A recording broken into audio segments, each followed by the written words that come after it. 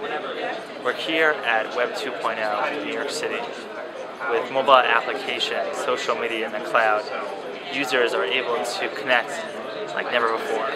Let's take a closer look at some of the most emerging technologies in the market today. Innovation is something that's important for companies to think of.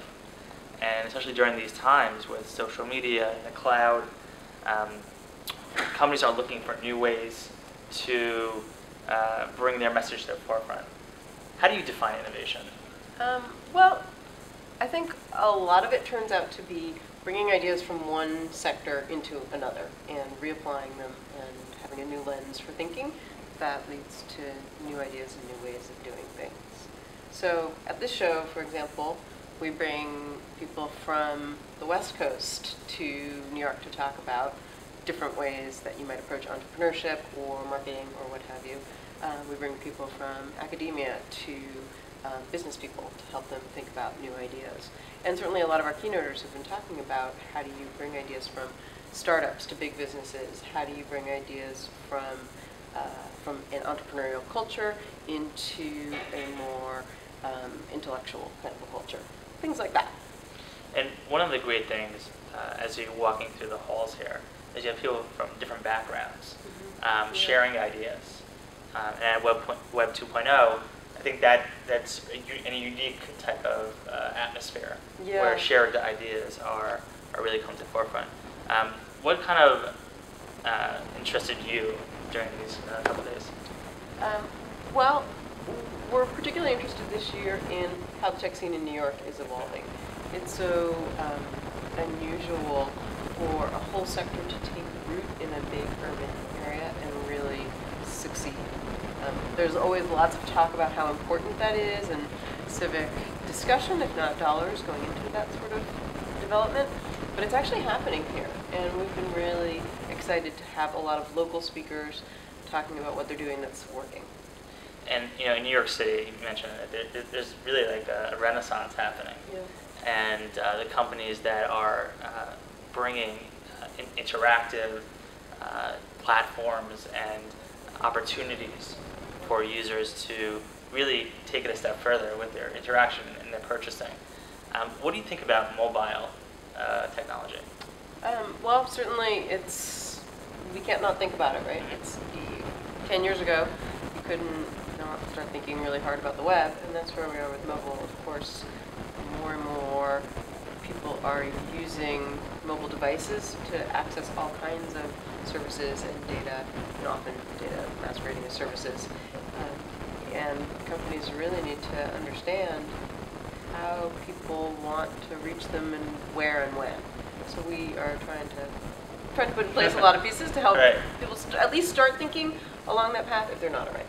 And we were speaking to Visa earlier about NFC and how that is really this emerging technology that is a really a game changer.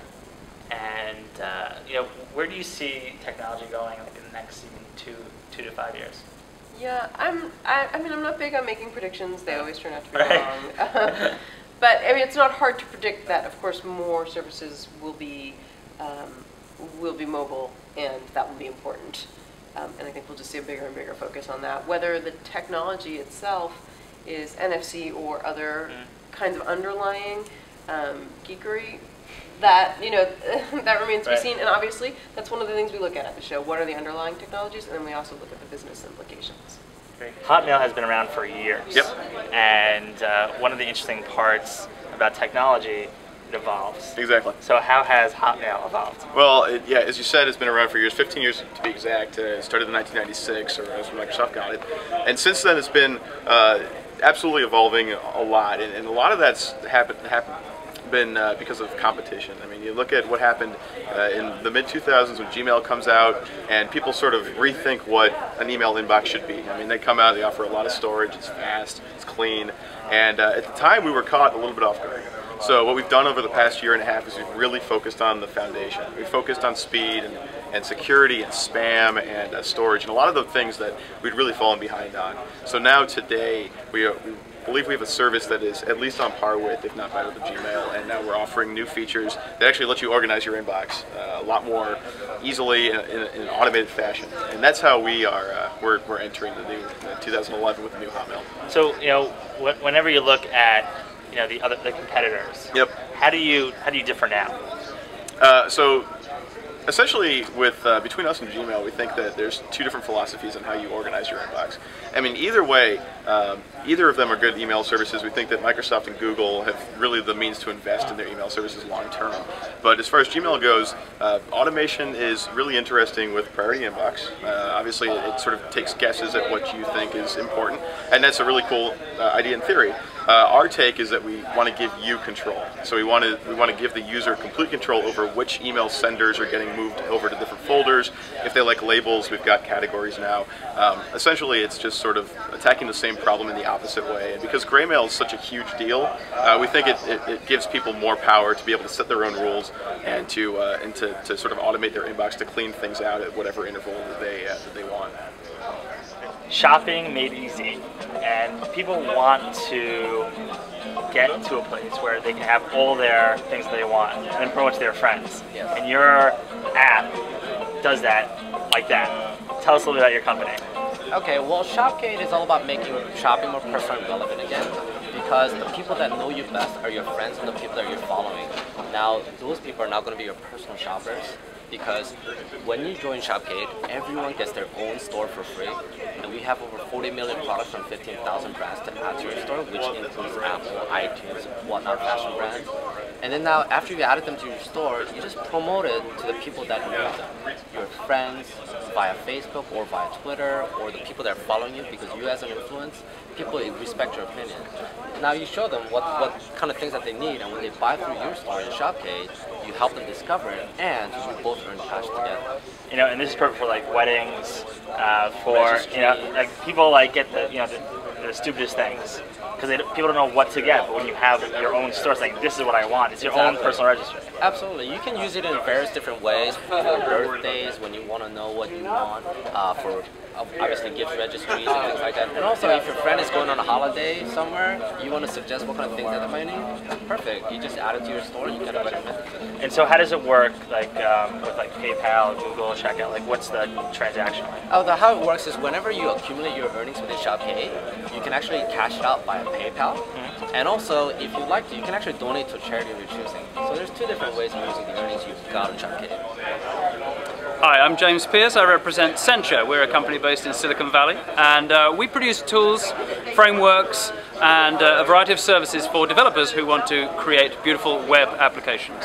In particular, on mobile, we're seeing a great interest in people creating mobile web apps as an alternative to native technologies, and we're happy to provide the tools and the frameworks that they need to do that, including Sencha Touch, which is the leading HTML5 and JavaScript framework for creating beautiful apps on iPhone, iPad, Android, BlackBerry devices, and more. So we're very excited about the HTML5, JavaScript, and CSS3 future, and we'd love you to go and check out our website at sencha.com.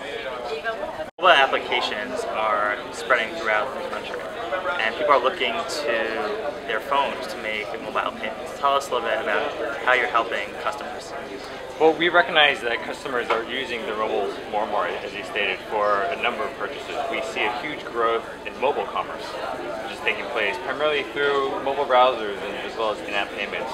So we have a number of initiatives set up to drive a lot of that share. One of it is through our digital wallet initiative, making it easy for consumers to pay using their mobile phone, whether it's through a browser, mobile browser, or even at point of sale with contactless NFC technology. So we have initiatives and efforts going to, again, make it simple and easy for consumers to use their mobile phone to check out through online merchants, to check out with in-app purchases, and at the point of sale, finding ways for customers to make it easy for them to pay. So we have announced partnerships with ISIS and Google, which have wallet-based services that are on the phone to use our payway specifications, so they can use Visa cards at point of sale through those wallets. Through emerging markets, we also have some partnerships with some companies that are enabling mobile commerce through these emerging markets through feature phones, not necessarily smartphones. We recognize that outside the United States, the good number of phones out there are feature phones and not smartphone based. So where there is less of an infrastructure there, we have efforts in place to attack mobile there as well. I want to talk a little about NFC because this is just an expanding opportunity for Visa. But now you just literally tap and then you're right. So like, what type of security do you think needs to be in place for those type of things? We have multiple layers of security when it comes to the actual tap-in of itself. We have a lot of factors of authentication when it comes to making sure that transaction of itself is secure.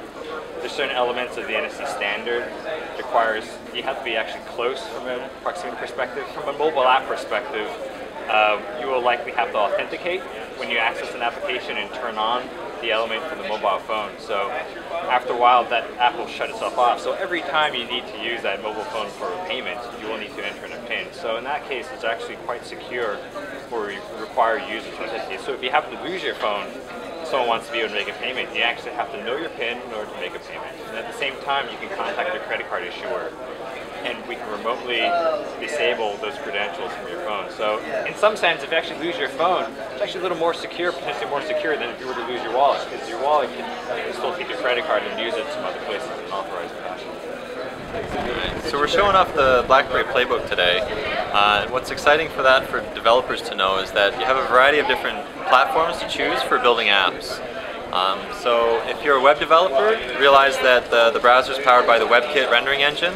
And as well, you can leverage our BlackBerry WebWorks SDK, which is a web application framework for packaging your web content into a fully featured standalone application that you can then distribute through the Playbook application storefront, which is called BlackBerry App World. As well, it supports Adobe Air and Flash technologies, and soon there will be a runtime for Android, so you can play your Android applications on it as well.